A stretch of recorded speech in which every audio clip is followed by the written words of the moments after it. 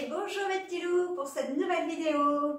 Bon, ça faisait longtemps que j'avais promis à certains abonnés de faire une vidéo sur la déshydratation. Je précise que mon approche reste une approche de débutante, mais je voulais quand même vous donner mon avis parce que franchement, jusqu'ici, c'est que du positif. Allez, c'est parti! Je vais faire plusieurs vidéos sur la déshydratation. Je vous montrerai ce que j'ai déshydraté autrement, que ce soit les tomates ou autres légumes. Oula, ça souffle, hein, c'est la tempête aujourd'hui.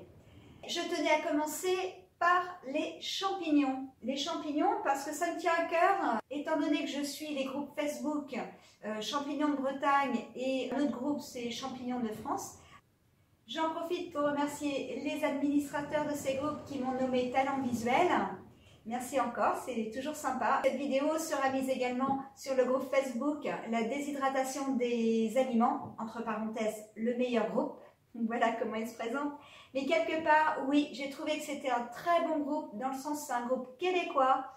Et je félicite les Québécois, leurs groupes généralement sont beaucoup plus sympathiques. C'est dommage à dire, mais c'est vrai que nous les Français, qu'est-ce qu'on peut râler? Il y a une cordialité sur les groupes Facebook au Québec, c'est autre chose. Et donc je fais un petit coucou à Maryse au passage. Alors, dans un premier temps, je vais vous parler de la machine que j'ai achetée. Alors, moi je suis quelqu'un d'assez économe et pour moi mettre plus de 500 € dans un ventilateur et une résistance, il en était hors de question. Après, je comprends, les passionnés de déshydratation, je comprends qu'ils aient envie d'investir, ça reste un loisir. Mais moi, c'est pas une passion, c'est un besoin, voilà.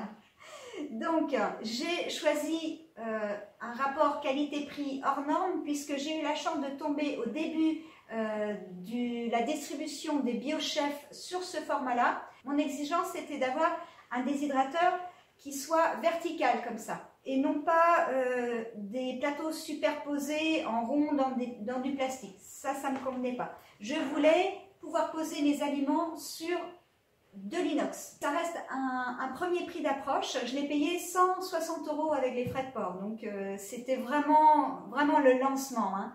Aujourd'hui, je vois que pour avoir la même chose, il faut mettre un peu plus cher. Mais attention, ils se sont améliorés sur la qualité des grilles. Par exemple, moi, ce que je pourrais reprocher à ces grilles-là, c'est que les carrés sont trop larges. Bon, c'est pas grave. Pour le prix, ça me convient et je fais avec.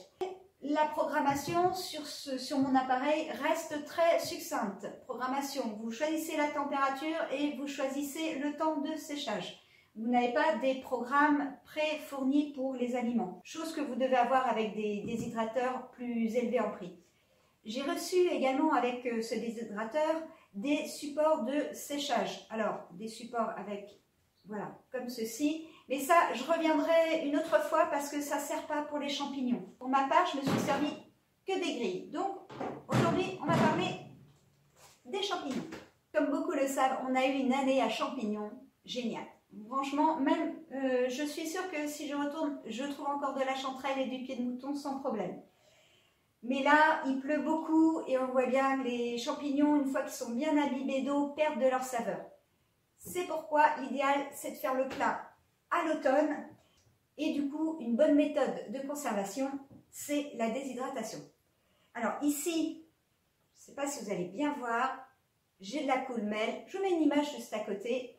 Donc la coolmel se déshydrate très bien, c'est tout simple, vous détachez le chapeau, vous découpez le chapeau et vous étalez ça sur les grilles. Pour ce qui est de la chanterelle, vous voyez, je suis déjà à la fin de mon pot. Il était grand temps que je fasse la vidéo parce que moi deux, j'en avais pas à vous montrer. Les chanterelles, c'est pareil, vous les étalez sur les grilles et vous mettez à sécher. Il n'y a rien de plus simple que ça. En température, je ne dépasse pas les 45 degrés. J'ai suivi les conseils des pros. Ils disent ne pas dépasser les 45 degrés, ça détruit certaines vitamines et des nutriments bien sûr essentiels. Il est évident que plus la température diminue et plus le temps de séchage augmente. Alors, vous allez me dire, oh, ça doit coûter énormément en consommation électrique. Ben, moi, j'ai fait le calcul, sur 10 heures de séchage, ça me revient à peu près à 1,20 €. 10 heures de séchage, c'est pour moi le minimum. Hein. C'est pour les champignons, j'ai dû mettre, si je me rappelle bien, 15 heures à peu près. Voilà, minimum, ça c'était pour les chanterelles. Il ne faut pas hésiter à partir de 10 heures de séchage de retourner vos aliments de façon à ce que le séchage soit beaucoup plus homogène et de ce fait beaucoup plus rapide. Le temps de séchage, je vais vous dire, c'est aléatoire. C'est aléatoire selon le taux d'humidité de votre pièce, selon la température, selon le taux d'humidité de l'aliment. Ben, bref, il y a énormément de facteurs qui rentrent en ligne de compte. C'est pour ça que je ne peux pas vous donner des données très justes. Maintenant, je vais vous expliquer qu'est-ce que je fais de mes champignons déshydratés. Les coulmelles, quand je fais un plat en sauce par exemple, je vais rajouter un peu plus d'eau que d'habitude et je vais les mettre tout simplement à cuire autour de mon plat en sauce. Aujourd'hui par exemple, j'ai fait des escalopes à la crème et aux champignons, à la chanterelle notamment. Je vous montre. Donc il suffit tout simplement de mettre vos chanterelles dans un bol d'eau tiède, vous laissez tremper un quart d'heure. Une fois que ce quart d'heure est passé, hop, vous les mettez autour des escalopes avec de l'ail et des échalotes, comme je vous montre à l'image, et ça va cuire tout doucement. Alors, moi je rajoute en plus, parce que une partie de mes chanterelles, je les ai réduits en poudre, tout simplement avec un petit moulin électrique, et je les utilise un petit peu comme du poivre, voilà, comme à l'image. J'avoue que la coulmelle, je l'utilise elle en plus grande quantité. Elle sert à épaissir mes soupes. Et donc je mets 2-3 grosses cuillères. Ça relève d'un petit goût de champignon. Et comme je vous dis, ça apporte un velouté et un épaississement. Attention justement, pensez toujours à rajouter un peu plus d'eau que d'habitude.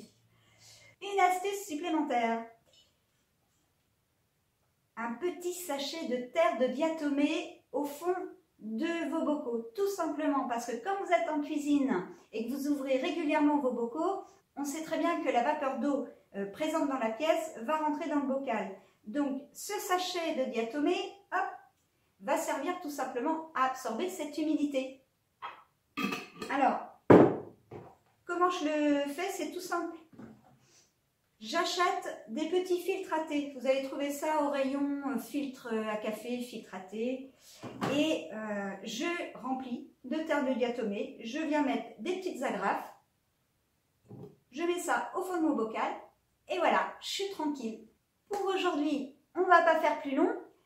Je reviendrai sur la déshydratation. Je vous montrerai ce que j'ai fait avec les tomates et les piments belle rubis. Sur ce, j'espère que cette petite vidéo vous aura plu. Je vous dis à très bientôt et bonne chance pour le concours. Ciao, ciao!